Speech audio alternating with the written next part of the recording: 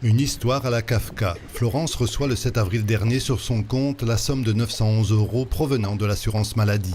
Objet, un versement d'indemnité journalière. Le hic, c'est qu'elle est en pleine forme. Je les ai alertés une première fois, un matin. On n'a pas été à mon écoute. On m'a envoyé balader en me disant « Madame, vous touchez des indemnités journalières puisque vous êtes en maladie ». J'ai expliqué que je n'étais pas en maladie. Là, la personne m'a raccroché au nez. Elle renouvelle son appel et son employeur s'en mêle. Finalement, l'erreur est reconnue et Florence est remerciée pour son honnêteté. Mais l'affaire ne s'arrête pas là.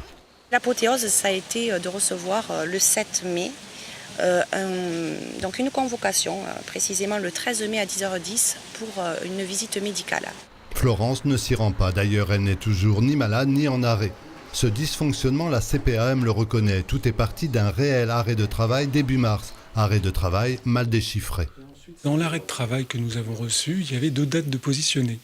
Donc une qui était positionnée sur le mois de mars et une autre sur le mois de mai.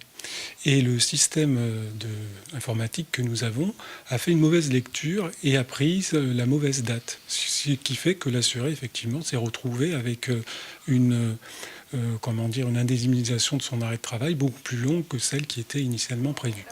L'aventure de Florence pointe l'informatique et les plateformes téléphoniques qui prennent le pas sur les fonctionnaires locaux au détriment des usagers. Je vous assure que quand on le vit, c'est pas marrant du tout. Et aujourd'hui, j'en plaisante un petit peu, mais j'ai l'impression que c'est la Sécu qui me rend malade. Parce qu'à chaque fois que je reçois un de leurs courriers ou que je vais consulter mon compte bancaire, je dois monter à 22 tensions.